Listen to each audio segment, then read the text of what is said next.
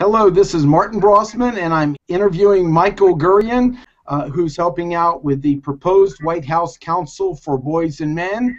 I'm going to let you just introduce yourself a minute, and then I want to start asking about your relationship to the White House Council for Boys and Men. Okay, thank you, Martin. Yeah, I'm an author and I'm a mental health counselor. Have developed a number of books in intellectual property, the Gurian Institute, the Gurian Foundation. The work that's probably most applicable to this is the work in helping people raise and educate boys and looking at male development issues. So probably Wonder of Boys, how do I help him? Boys and girls learn differently. These sorts of things would apply to what we're talking about. Excellent. And today what I want to start with is just why have a White House Council on Boys and Men, and why are you helping out with it? Well, you know, to me it's about the White House Council, and it's really about the whole this whole social framework and where we are as a society. So these all blend together. We were in a point, you know, we could call it traditionalism. If we want, we can call it patriarchy. I think either of these are fine because we know what that means. We went through a social role, just a whole revolution, and we've been in that revolution the last 50 years. Around 10 to 20 years ago, we began to notice that neither traditionalism nor, especially an extreme feminism, was really working to explain what was going on with boys and men. Some of the elements were covered, but a lot of them were not. In other words, the social ideologies didn't fit. The long ago ideology didn't fit. The more present one didn't fit because boys and men were going through incredible things. You know, and now, and we started noticing it in 1979, but now in 2012, we have a situation where boys are falling behind girls in really most areas. So you could, you know, any statistical area you want to talk about, we got a lot of boys in trouble. So we need to do something about that, and ultimately it's going to be the next step in gender equality, because I spend a lot of time in schools working with teachers, working with parents, and it's very clear that girls are not going to learn as well as they can if we don't deal with problems related to boys. You know, spouses, husbands, wives, children, all of this stuff, we've got to deal with what's going on with boys and men, as well as empowering girls and women. So could you give something specific of how are boys falling behind in the educational system where it might be worthwhile to have a White House Council looking over this? Yeah, it would be crucial. So the Gurian Institute is a training corporation, and we've got 50 trainers, and we've been in 2,000 schools, trained 60,000 teachers. So we have a lot of data that we've brought in. And some of the core areas of difficulty are grades. So just under 70% of the D's and F's in American schools are received by boys. So that means only 30% by girls. That's a big gap. In terms of the A grades, that is the top grades, girls are receiving 60% of those. So that in itself is sort of metaphorical and telling. Now on all the state tests, all 50 states, standardized tests, all 50 states, the boys are behind girls in the overall test scores. So the one area where girls tend to be behind boys tends to be in science. Otherwise, girls tend to be ahead of boys in everything else. And even math, which is ironic because we've thought of that stereotypically as a male bastion. Boys are starting to fall behind in math as well. This is, by the way, true in all 52 industrialized countries. So the PISA study that studies all 52 countries.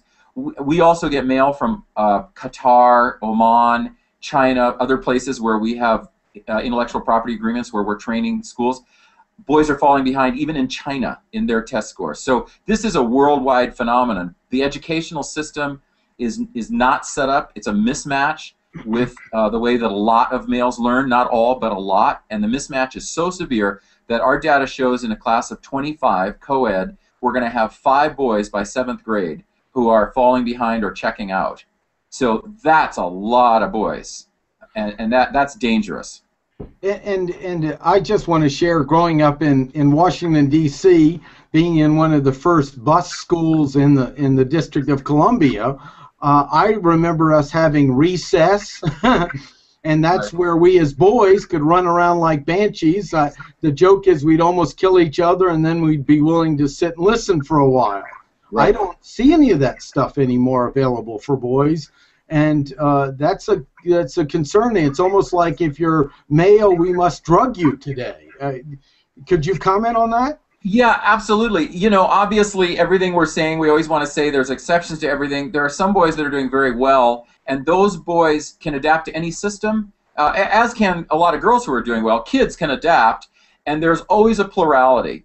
And it creates an illusion for males, I think, because there's always a plurality of boys who do well no matter what. It might be 20%, it might be 25%, and those are the guys who are going to end up running corporations. They're going to end up basically running the very top positions in the world. So the school system, I think, kind of forgot male biology, forgot brain science. That's one of the things that when we go into schools, that's what they're blown away by, looking at the PET scans and the SPECT scans that show what you indicated, that there are certain things the male brain needs to learn, and they are somewhat different than female brain. That the male brain will need to, the male body will need to move around to get the brain reawakened, especially if the guy has gone into what's called a rest state. So to give a profound difference that applies to what you were talking about, we kind of got that 100 years ago, that guys had to be doing stuff when they were learning. And what we didn't know was the brain science. Now we know that a number of times per day, the male brain goes to this rest state where most of the cerebral cortex shuts down. So that's the learning stuff. Not going to happen. The brain needs to recharge, and that's what recess used to do. It used to get the brain recharged and restarted. Female brain doesn't go to that rest state.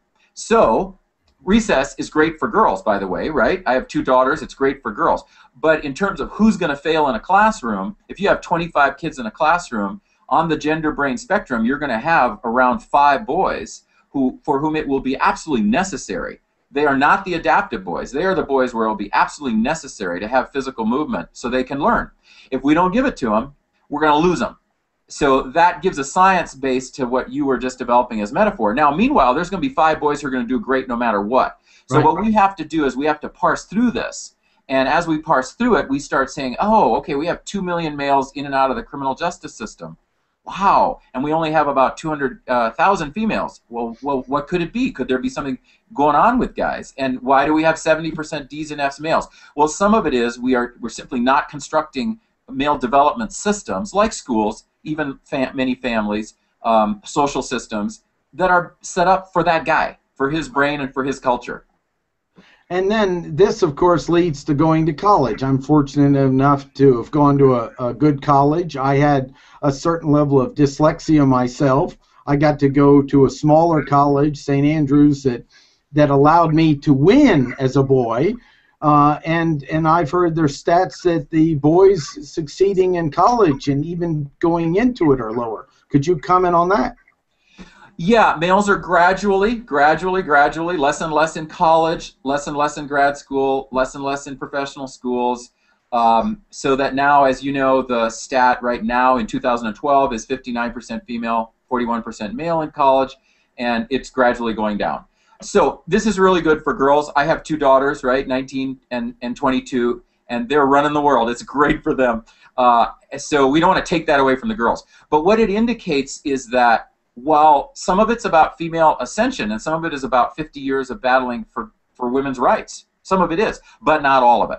Some of it is that colleges, like high schools and like middle schools and like elementary schools, are based on a more female brain approach, or one could say female culture, doesn't really matter. It's a more female way of doing things. It's a sit down, listen, do a lot of busy work, please try not to be too competitive because that might not be nice. You know, it's more of that environment.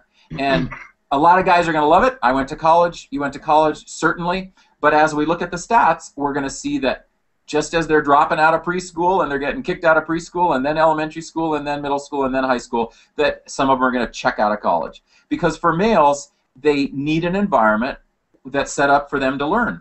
And we can have a boy and girl-friendly learning environment. We really can. But right now we've leaned so much more toward the female-friendly that we're losing a lot of the guys we need. The other thing is if the boys aren't winning in college, I've heard some statements from admissions person I met, and she said they're almost having to adjust their entrance just to get enough boys in because the girls want boys there. They don't want a school that has no boys in it. Is that have you seen any of that?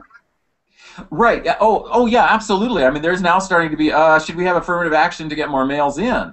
And all this is amplified, remember, by race and by socioeconomic. Got to divide it into the 5 segments and then look at it in every segment, and college is one of those segments. Excellent. So the thing of this is now if they don't succeed in school, we get that they don't succeed in college. I mean, what we're having is they're either acting out in society or moving back home. Isn't that correct? Yeah, absolutely. We see three primary outcomes. Okay, so one is, yes, moving back home. There's nothing, absolutely wrong with moving back home. If we go back 100 years, all of our relatives had multi-generational families. So one could say, there's a part of that that's okay. But I think we all also know that a lot of the guys moving back home are undermotivated. And so they have not been given a system of development that motivated them all the way through and that motivated them to climb and to get through the rather competitive system so that they can succeed at 25 or 27 or 28. So we have that whole perfect storm when we look at those guys moving back home. The system also is not set up for what a lot of those guys want to do. A lot of those guys, by the way, can't go to college and will not go to college. They're more vocationally adaptable, and they probably should never have gone to college. We should have moved them by 16 into some other system that allowed them to find out who they were and to get into manufacturing or some kind of technical development that worked for them. So it's a two-pronged problem for them. They're being sent into a system that may not be set up for them, the college system, because we really do want people to go to college. They'll obviously earn more if we get them to go to college, but some of them are not set up for that. And they're more vocationally set up, but they didn't get that. So they really don't know what to do at 25 or 28, and they move back home, and they're relatively undermotivated. There are also the ones who will simply go act out, as you described, and they'll end up in prison, or if you're looking at African-American males, you're looking at early death. You're looking at death possible by 25. Yeah. And then we have a third group who do go through and who can succeed, and they succeed at 25 or 27. They get somewhere. They get to be about 35. They have families, and they're empty. They really have an empty self. They don't know who they are as males. They don't know how they're needed. And in that age group, 30 to 45, a lot of these guys who feel unneeded, they're leaving families or they're being kicked out. They're not seeing their kids. They're not involved as fathers because they don't feel needed as a father, and they don't have a sense of role or identity. So there are a lot of hurdles all the way through into middle age for these guys. Which, of course, leads back to talking about why would we want to have a proposed White House Council on Boys and Men. And I see it very clearly, of course, because I really realize that if boys aren't winning, then there's less room for girls, and there are more problems in society, and will slowly erode the wonderful success made that gives your daughter opportunities by not focusing on this. But I want your view on that, tying it back to the White House Council on Boys and Men. Well, I think you've really hinted at it really nicely, Martin. The way that we did it in the far past, which I would group under traditionalism, let's say, or patriarchy, the way we did it was that, males, we were basically trying to take care of males. They were disposable if we went to war, but otherwise we were trying to take care of them. And females took, in a lot of cases, they were second rate, right? So we decided to change that, needed to be changed. We moved to a point of view in which males and females had to compete, and ultimately females had to succeed in order for the society to move forward. And I think we can say, okay, great. Let's say that worked for 30 or 40 years. And in that point of view, for instance, you would have a White House Council for girls and women, but you wouldn't have a White House Council for boys and men. Mm-hmm. Because in that point of view, which I think is now an extreme feminist point of view, the feminists I know, including my wife and daughters, don't agree with that point of view. Mm-hmm. They're kind of post-feminist or not extreme feminist. But I think in an extreme feminist position, you got to keep competing. And you got to always say that males are either villains or they're victors, and females are victims. So therefore, you got to protect females and to heck with the guys. And I know I'm simplifying, but I think that's what's happened. When you have a White House Council for girls and women, and you fund it, but you, and it studies everything about helping girls and women, which it should, but you don't fund, or you don't even start, you can't even get a meeting to have a White House Council on Boys and Men. What you have is the worst of now what's been going on the last 50 years. You have a point of view or a philosophy which is, if you help boys and men, it's going to harm girls and women. Well, it's completely incorrect. Mm-hmm. I have 25 years of data in schools, in communities, showing that when you uplift both girls and boys, you uplift both girls and boys. So for instance, if you get the test scores for the males to improve, we find that the test scores for the females improve. And we have a lot of data. People can go to GurianInstitute.com, click success, they're going to see that data. The test score, when you get improvement in behavior for males, then you have improvement in behavior also for females. So the old point of view was take care of guys, not girls. We tossed that out. The new point of view was take care of girls, not guys. We got to toss that out. We got to see that humanity and human nature is gender symbiotic, and that if you have a population that's failing and struggling, boys in school, for instance, you're not going to get much more improvement for girls. If you have boys and men failing at 35 or 40 years old in marriages, it's going to harm girls and women. So I think that ultimately we're going to have to make a philosophical shift. It's going to have to be a post-feminist shift, and obviously a post-traditionalist, post-patriarchy, and we're going to have to shift toward a kind of gender symbiosis. And when we shift toward that gender symbiosis, then people will go, oh my gosh, why are we not having a White House Council on Boys and Men? This is terrible. But until we shift to that symbiosis, we're going to have this deeply competitive male-female thing, and that's not going to work anymore. Yeah, no, outstanding.